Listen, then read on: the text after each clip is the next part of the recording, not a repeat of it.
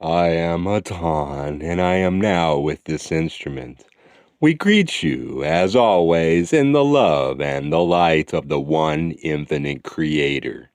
My friends, for you and your people it seems that you spend a great deal of your time with your back turned, pretending to separate yourselves from the others around you, listening but with deaf ears to needs of others.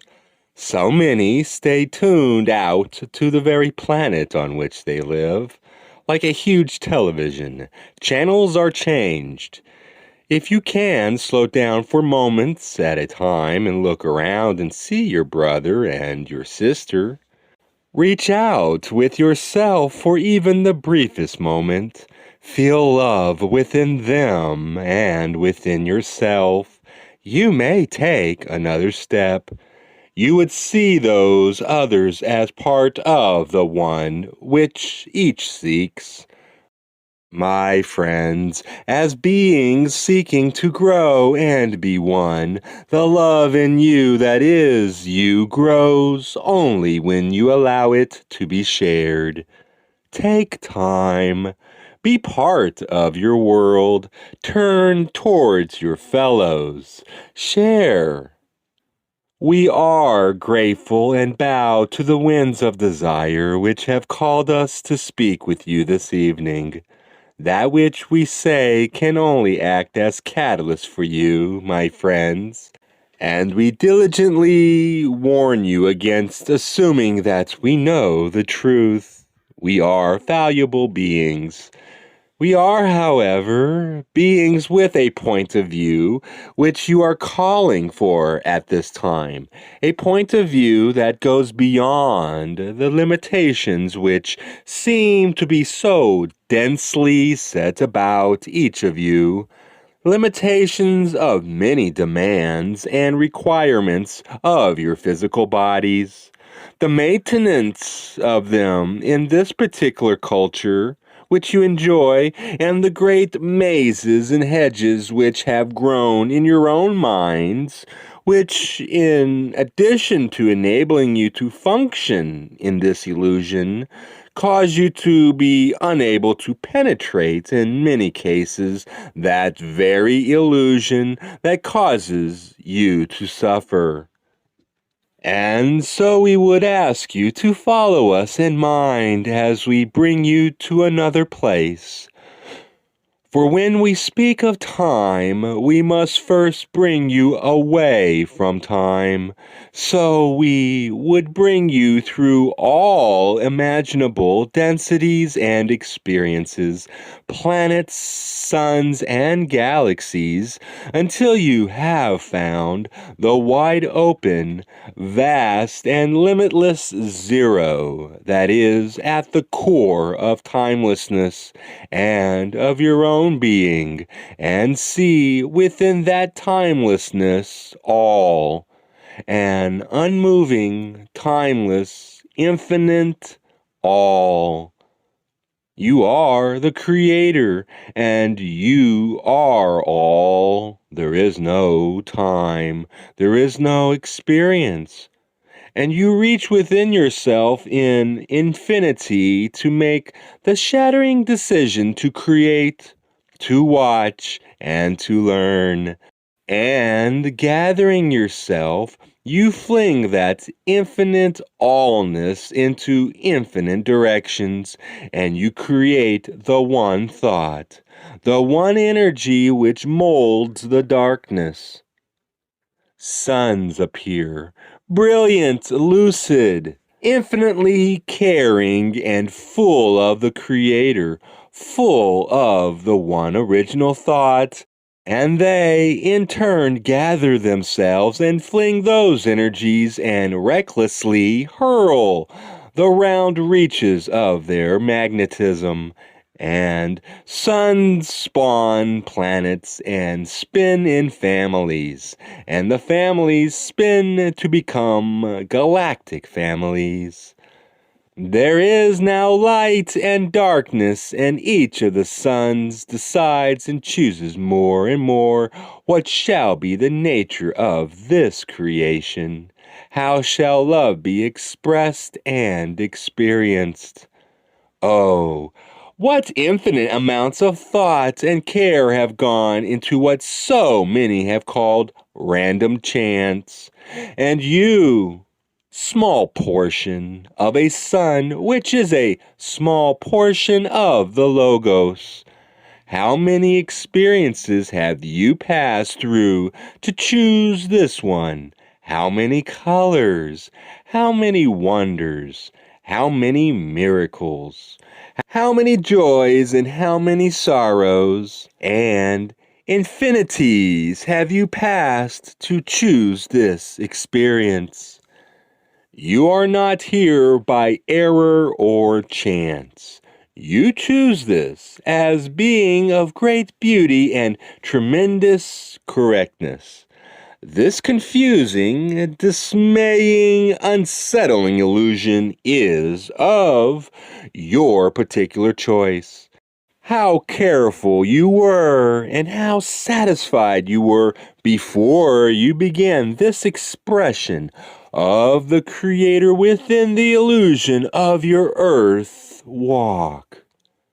And now you are in time. Now the die is cast and you have appeared. You have taken your choice. It is yours to enjoy. Many and many are the ways it is possible not to enjoy that experience that you now have, for the illusion is harsh and relentless and is designed to fool you completely.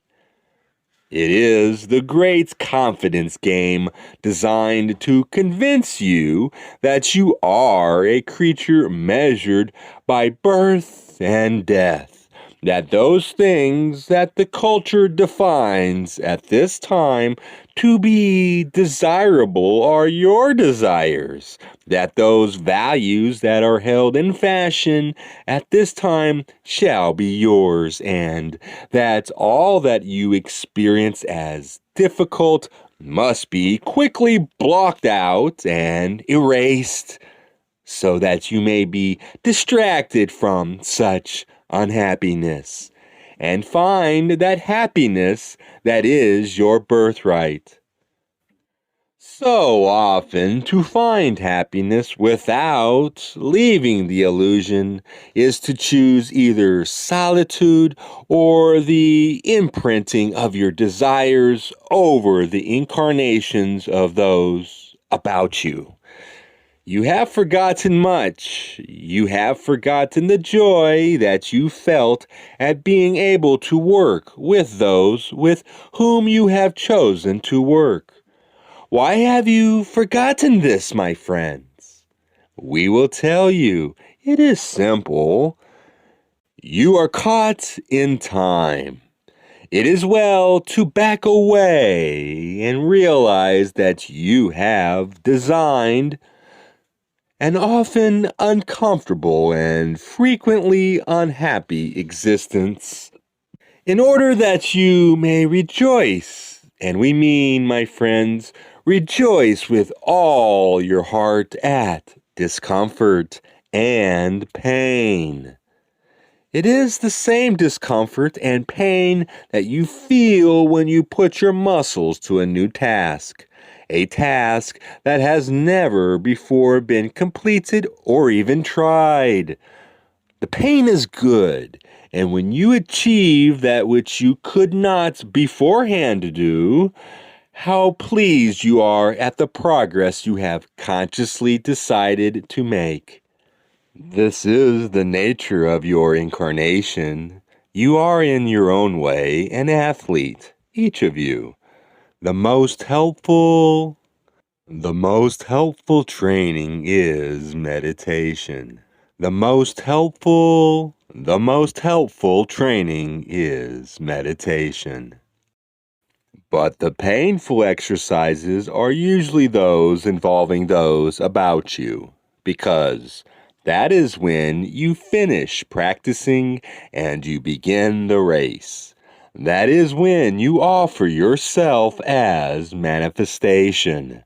You might say, "Look, I have new spiritual muscles I have exercised.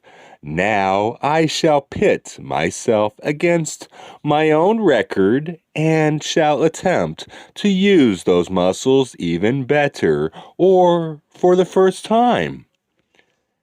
And you manifest that which was not before within you, that which is not of time. For can love be of time, my friends? Time erodes beauty, and love is so often of beauty. But have you noticed that love so often endures? That is the riddle, my friends. That which is true love is not of beauty, but of essence. And in so many ways you begin to cherish the essence of each other, and you watch yourself be uncomfortable and in pain because you simply are not like any other creator. You are co-creator, and you are unique, and there is not another like you, and you will not be comfortable because you will not find a twin. You will not find one who agrees with all, who does all, who is all, amendable forever. And had you the fortune to find such a twin, you would become dissatisfied because perfection is boring. You are not placed by your own wisdom in this density to be bored. Yes, my friends, spend time. Spend it as if it were money on which there were many zeros. Every minute of your time that you consciously spend and give because you are manifesting the Creator is worth far more than that which man has made out of man's mind can ever be worth. And when you are dry and when you are confused, as this instrument is this evening, and you are uncomfortable and in pain, when you are barred, go back and exercise in meditation by opening the door that leads outside of time, outside of races, streets, avenues, towns, names, places, situations, leads out of all particulars into the great source of love. We wish each athlete a good season and a personal best that you may ever strive to improve. We wish that you may love one another and know one another as the Creator. More than other than that we cannot wish. For there is, to our knowledge, no other thing that is true. We leave this instrument in the love and the light of the infinite Creator. We are most grateful that you have called us, and so very hopeful that we have been able to find the words that may aid you in your thinking at this time. We are always available by mental request. We are those of Hatonn. Adonai, my friends.